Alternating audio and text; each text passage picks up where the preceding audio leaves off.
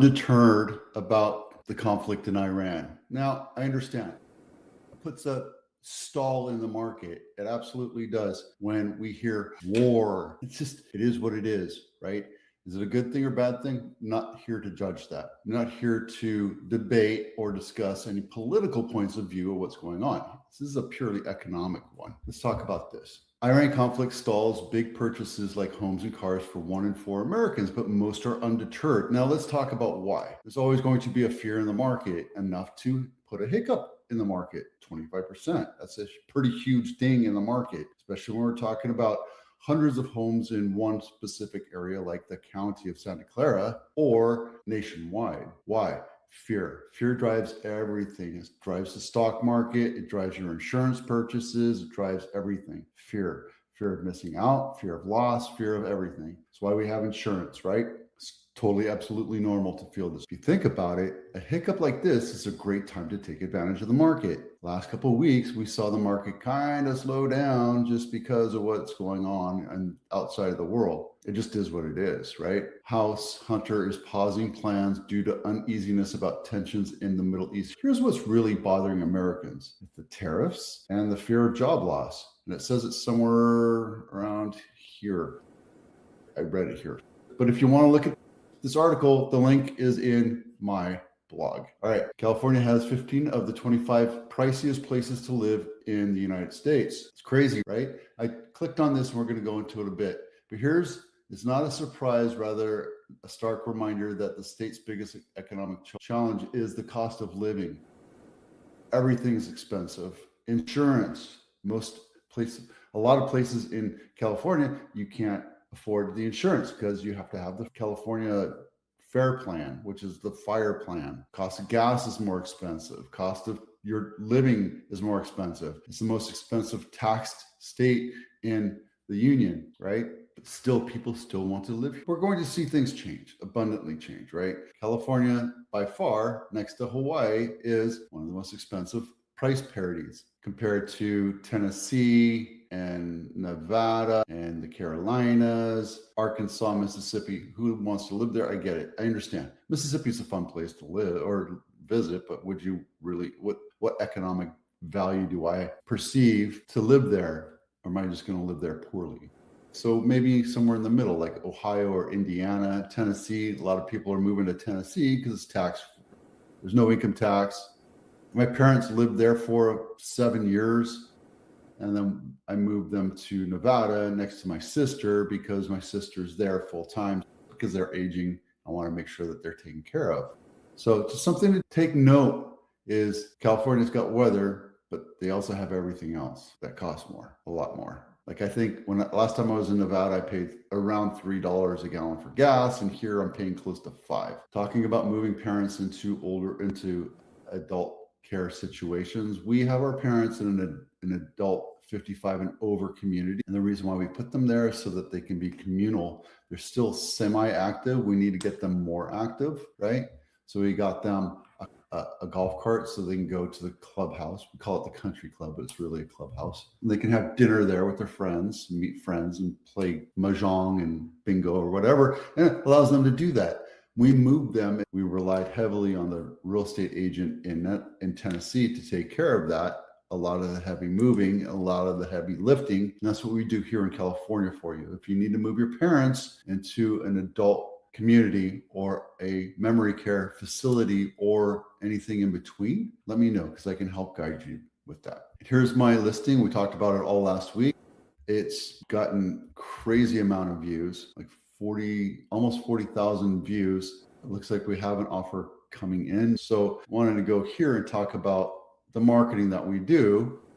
Obviously, I have my Drive folder and then analytics and then the CMA, which is a comparative market analysis. But I also have a video tour, which you can look at right here if you want to do that. Not going to make you run through that. The link is in the blog below. And the link is on the listing as well. That's the drone. And then we have the 360, the Matterport. That takes a bit to load.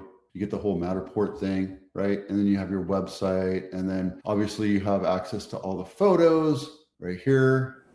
And then disclosures, etc. Why is this important? Well, this is how I walk you through the entire process of selling your house, from timeline to the facing sheet to the marketing to contract dates. Once we get in a contract, that helps understand it, and then you do the net sheets and follow up, etc. If you have an offer sheet, we have multiple offers, that kind of thing. So I walk you through it so that you understand what we're doing, as well as getting your house ready to sell, that kind of stuff. But I did want to mention something here. If the price list is above market value, you're only reaching 5% of the market. If you're a $20 million mansion, you want to be a market maker. If you're a standard run-of-the-mill developed house, right? You're a standard house, you're not going to be a market maker. You need to attract the market. So you want to be 5% below what you think your house is going to sell. And 99% of the times that houses don't sell is seller ego. You think your house is worth much more, and then your house doesn't sell. So when you list the price way too high, you're not attracting the right people. You want to attract as much as the market as you can and let them decide what your house is worth. And I understand this happens to me all the time. Right? I'm putting another house back on market because they had fear. They were like, my house is worth $50,000 more. Okay, we can do that. But then when we dropped it, the listing dried up. So we had to wait 30 days for the days on market to reset and refresh the market. So now we're going to get it back on market today, and then we're off and running. So the more eyes you get on your listing, i.e. the more market share, the market that you can attract, the more eyeballs you can get, the better. Because the more eyeballs you can get, the more showings you'll receive, the more disclosure downloads you'll get, more offers you'll get, right? The house that we have here is listed right at the top of the market, like right here. So we're only attracting 5% of the market. Unfortunately, that's just the way the sellers decided. Remember, I always tell you about having air conditioning. It's not an option anymore. It's a requirement.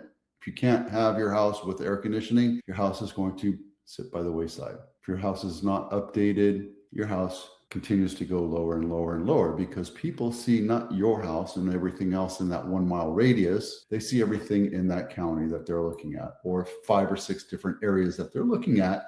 And they're going to make their buy based on what makes them feel the best. And if your house doesn't look the best, doesn't smell the best, doesn't feel the best, they're going to move on and get something else at that same price range. And it could be 5 zip codes away from here, from your house, because they don't really care until they set up roots. Once you set up roots, like I live in Blossom Valley and I love it and it's great.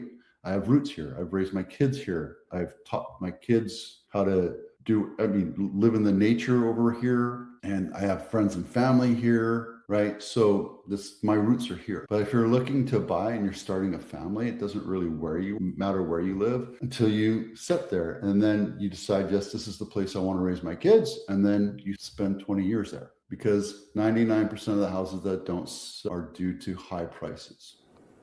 Let's get into that real quick right here. This is important right here. Back on market, withdrawn, back on market, withdrawn, expired, canceled. Houses that don't sell, they cancel out. Typically 60, 90, 120 days. Some agents like to do 6 months. I'd rather keep it around 3 months, because if your house isn't going to sell in 3 months, it's not the agent. My process works, right? It's the price. Just keep that in mind, okay? We have plenty of houses to sell. A lot of them are selling. Where Santa Clara County is the highest volume and highest revenue-wise and units. Your houses will sell if you price it correctly. All this other stuff that is combined inside there doesn't matter. It just doesn't matter. Let's really quickly talk about the houses of the week. Cupertino house of the week is out, and this is a brand new, it looks like it's brand new. Maybe it's built. Looks like this is a rendering though. So yeah, this is a rendering. We're not going to go with this one. We're going to do this one. Okay, this is Stern Ave. I know Stern. Yeah, I've sold a house on here many years ago. Not when it was $3.6 million, probably closer to 1.5, which is about the median price in Santa Clara County right now. 5-bedroom, 4-bath, built in 2005. Nothing great about it. Nothing fantastic about it. Why is it $4 million? Because it's close to Apple. Apple's right there. But the reason why houses are so expensive here is because it's an easy walk, an easy drive to your Apple campus if you work for Apple. And you're not going to live in Cupertino unless you live there, or you have another company that Apple. Here you go. Let's see. I want to see this one right here. It's a 2-bedroom, 2-bath. No, we already looked at that one. Oh, list price decrease. I think we talked about this one already. $1.175 million for a 2-bedroom, 1-bath, 1,000 square foot home. Here's the problem, guys. This one looks like it's right on the corner of Lincoln. Yeah, it's on a busy street. Oh no. Well, that's what you're facing right there is a junkyard. Look at that, a parking lot. I don't know. Why is this house not selling? It's been on market 44 days. Original list price is $1.3 million. If everything was said and done, maybe this house was right. It's a very small lot though. This house isn't going to sell for that because look, even if you're going to put a McMansion on it, your surrounding area is so small that it just doesn't make sense to spend $1 million on 3,000 square feet. Because that's really what you're buying. You're taking this house, you tear it down and put a McMansion on it. I wouldn't spend $1 million on it, especially because I would really need the lot next door to make it viable. The standard lot is about 6,000 to 8,000 square feet. So we're roughly talking about a half the size. So there you go. Luxury house of the week, brand new in Atherton, $32 million. Love how they round it down by $5,000 because that's going to matter. 6 bedrooms, 7 and 2 half baths, 11,000 square feet on an acre lot. 43560 is an acre, so it's just under an acre, Scotia, and it's right here in Atherton, right there. Beautiful castle-like mansion. Yep. If you want to see it, you have to go to their website. Let's talk about the pacing. Okay. The last few years, we ended up around 7,000 to 8,000 homes sold every year. On pace, we're at half that or 2/3 of that. We need to sell more homes. Right now, it's early on in the year. We're just getting into the market. We're the first month of the selling season, right? So that's all going to change. But we need to see more houses. We need to see more inventory. We need to see more traffic out there. And a lot of people are holding off. I thought we were going to have a whiz bang of a month, but we're not really. It's kind of slowing things down, mostly because of the fear of the war, but it's also the fear of the economy, etc. And I'm not going to not deny that, right? Santa Clara, we're at 1,100 sales so far this year, and we're at 2.6 billion.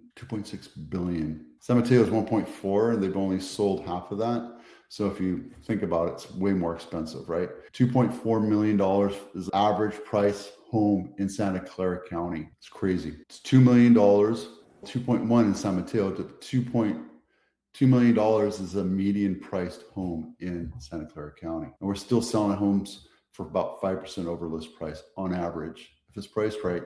And so far we have 2,500. We need far more than that, right? We have 1,100 active homes for sale in Santa Clara County. We need to be about 2,000. I talk about this all the time, right? We need to be about 2,000 homes for sale. And we're nowhere near that. So are we on parity? Yeah, I think we're about balanced right now for the amount of buyers that are out there. They're being picky. They're being persnickety. They're waiting for the house to sit. If the house goes, then that's fine because there's others, right? They're getting the mindset right, saying, I'm not going to